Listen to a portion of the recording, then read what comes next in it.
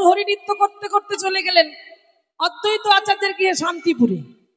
এবার শান্তিপুরে যখন আমার গৌর হরি এলেন, প্রভু এসেছে, প্রভু এসেছে, এই প্রভু এসেছেন বলতে বলতে বলতে বলতে বলতে বলতে সমস্ত গ্রামবাসী বৃন্দরা মহাপ্রভুকে দর্শন করবার জন্য ছুটতে ছুটতে যাচ্ছে।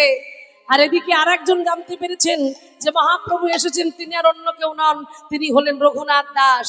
সে এটুকু জানে, বাসুদেব ঘোষে কহে করি জোড় হাত, করি জোড় হাত, যেই গৌরী সেই কৃষ্ণ সেই জগন্নাথ, সেই জগন্নাথ। তাহলে বাসুদেব ঘোষে কহে করি জোড় হাত, যেই গৌরী সেই কৃষ্ণ সেই জগন্নাথ। রঘুনাথ এটুকু জানতেন। এই রঘুনাথ বুঝে গেল তবে কি আমার ভগবান এসেছে, আমার ভগবানের কাছে আমায় যেতে হবে। এই রঘুনাথ ছুটতে ছুটতে চলে গেল কোথায়, সেই শান্তিপুরে। এবার শান্তিপুরে এসে ছুটতে ছুটতে গিয়ে বলছে হরে কৃষ্ণ, হরে কৃষ্ণ, একটু যেতে দিন না, একটু যেতে দিন না। এই হরে কৃষ্ণ বলতে বলতে বলতে বলতে বলতে বলতে ধীরে ধীরে যখনই এলো রঘুনাথ আমার ভগবান মহাপ্রভুর কাছে, ছুটে গিয়ে আছাড় খেয়ে পড়েছে চরণে। চরণে যখন আছাড় খেয়ে পড়েছে জানো মা, মহাপ্রভু চমকে, আরে আমার পাটা ছুঁয়ো না, কে কে তুমি?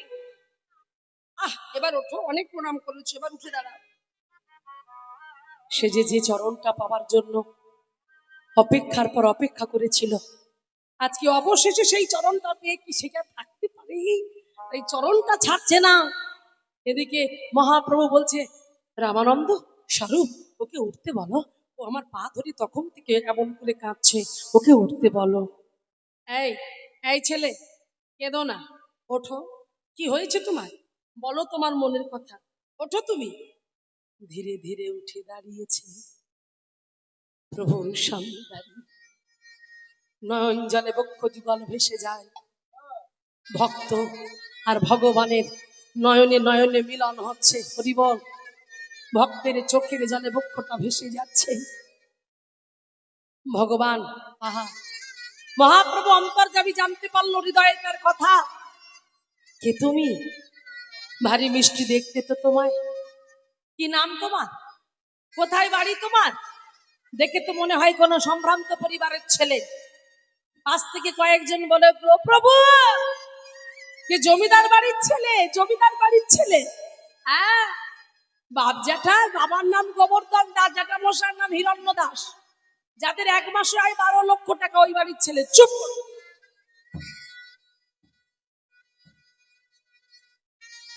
রঘুনাথ বলছে চুপ করুন, একটাও কথা বলবেন না,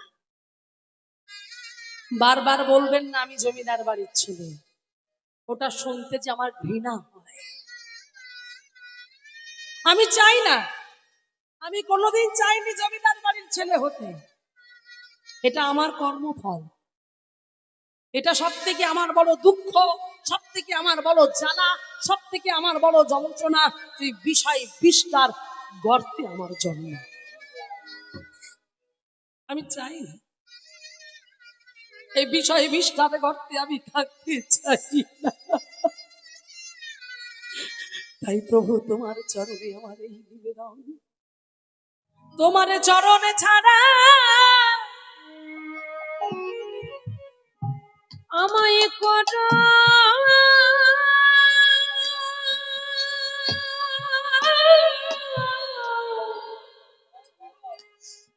করুণা।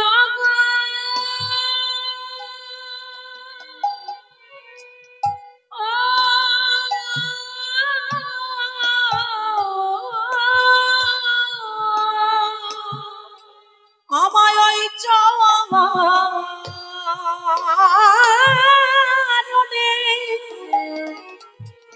ওই চরণে আশ্রয়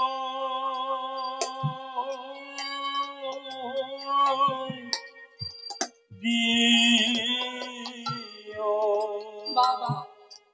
প্রভু, প্রভু গো তোমার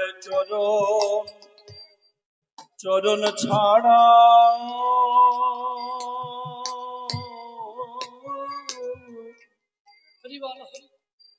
আমায় করো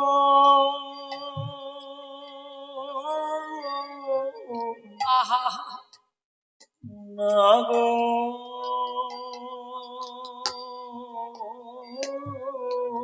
নয়ন জলে বক্ষ ভাসি যখন চরণ দুটো জড়িয়ে ধরে কেঁদেছে, গৌর হরি দেখলেন এর হবে হবে এর হবে, এর মধ্যে আকুলতা আছে, এর মধ্যে ব্যাকুলতা আছে, এর মধ্যে কৃষ্ণ প্রেম আছে, এর মধ্যে অনুরাগ আছে, কিন্তু এত সহজে তো আমি কৃপা করব না। কারণ ভগবান কি বলে, মা যে করে আমার আস আমি তার করি, হ্যাঁ তবু না ছাড়ে সে আমার পাশ।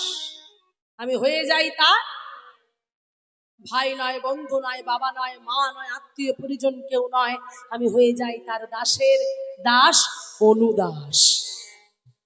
ভক্ত হওয়া অত সহজ না, অত সহজ নয়। ভক্ত হতে গেলে শক্ত হতে হবে। ভগবান যে তোমায় কত রকম ভাবে কি প্যাচে ফেলবে তুমি নিজেও কল্পনা করতে পারবে না।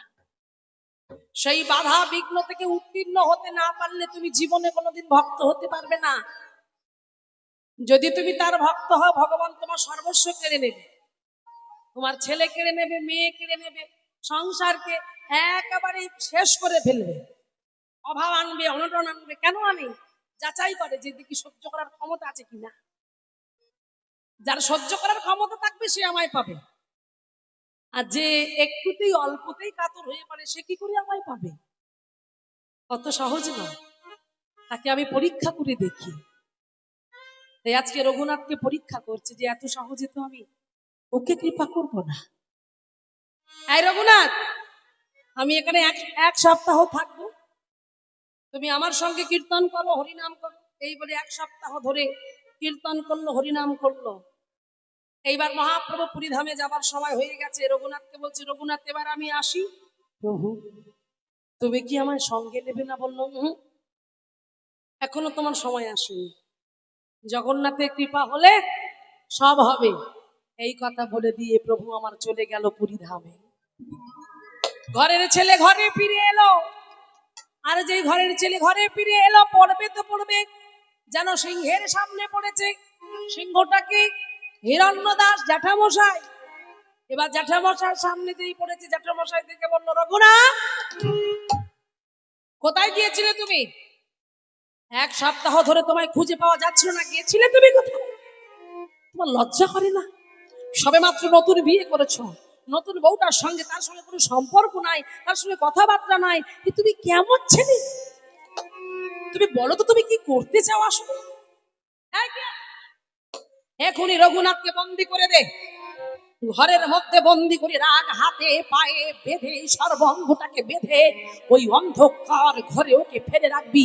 খিদে পেলে খেতে দিবি, পিপাসা পেলে জল দিবি, কথা বলার হলে যেন ও আমার সঙ্গে কথা বলে, আর কারোর সঙ্গে কথা বলতে দিবি না। এই বলে প্রহরীরা নিয়ে চলে গেল অন্ধকার ঘরে, আর হাতে বাঁধলো, পায়ে বাঁধলো, দেহটা বেঁধে রেখে অন্ধকার ঘরের মধ্যে ফেলে রেখে দিল। কাকে ফেলে রাখলো? কাকে ফেলে রাখলো? রঘুনাথকে। কেন রাখলো? হরিনাম করে বলে। কোথায় বন্দী হলো? নিজের বাড়িতে। বুঝতে পারছেন? শুধু কীর্তন শুনলে হবে না, ভিতর থেকে শুনতে হবে, অনুভব করতে হবে। তাহলে নিজের বাড়িতে আপনারা জীবনে কোনোদিন শুনেছেন যে হরিনাম করে বলে কাউকে বন্দী করা হয়? তাও নিজের বাড়িতে। রঘুনাথ বন্দী হলো অন্য কোথাও নয়, নিজের বাড়িতে বন্দী হলো। দুটো হাত বাঁধলো, দেহ বাঁধলো, পাটা বাঁধলো, বেঁধে ওই অন্ধকার ঘরের মধ্যে ফেলে রাখলো। নয়ন জলে বক্ষ ভাসিয়ে ভগবানকে বলছে, প্রভু যা করেছো ভালো।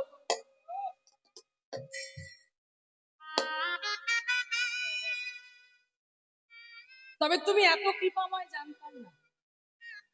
তুমি হাত বেঁধেছ, তুমি দেহটা বেঁধেছ, তুমি পাটা বেঁধেছ,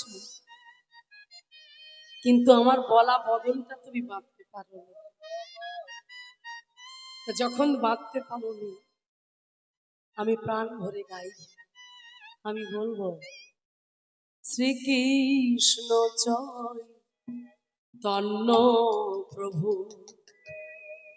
দয়া করো মোরে শ্রীকৃষ্ণ চৈতন্য প্রভু দয়া করো মোরে শ্রীকৃষ্ণ চৈতন্য প্রভু দয়া করো মোরে ওগো তোমা বিনা কে দয়ালু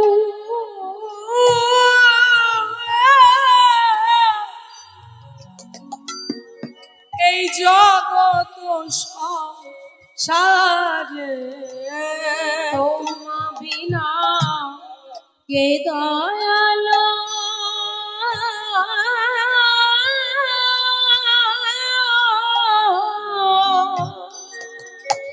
এই জগৎ সংসারে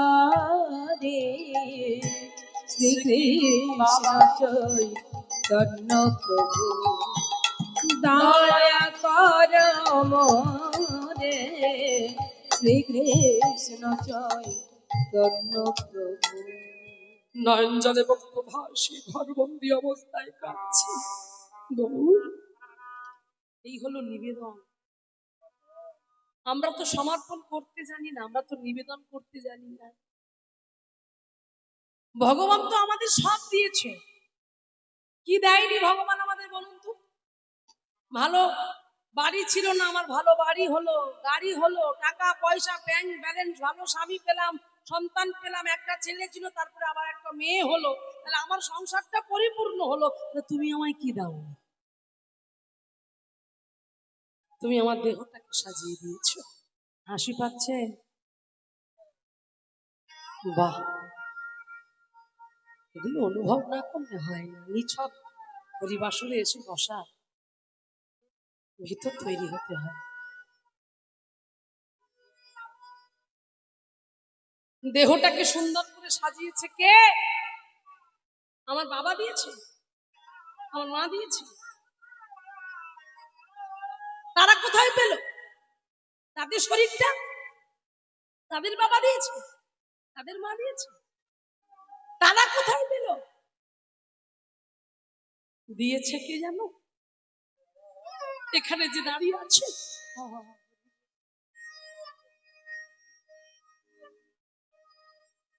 আমরা অমৃতস্ব পুত্র, আমরা ভগবানের সন্তান। এ দেহটাকে ভগবান সাজিয়ে দিয়েছে। এই প্রকৃতিকে যেমন করে সাজালে হয় সে সাজিয়ে দিয়েছে, আমরা তার জন্য কি করেছি? কখনো ভগবানের কাছে গিয়ে বলেছেন?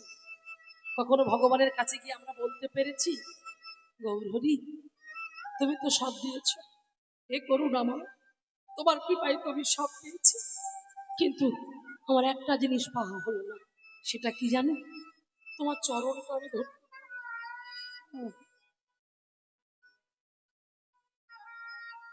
আমি যে বড় অসহায়, এই সবাইকে ভালোবাসতে বাসতে, সবার আশা পূরণ করতে করতে, সবার চাহিদা পূরণ করতে করতে তোমাকে আমার ভালোবাসা।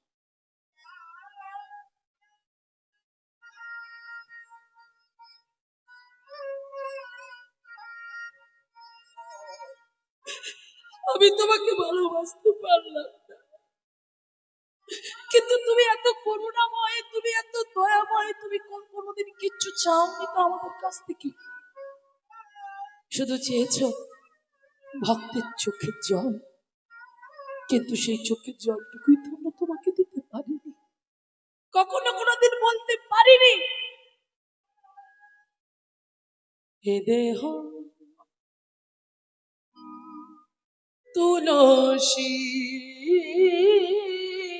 করে তবু পায়ে সমর্পিত।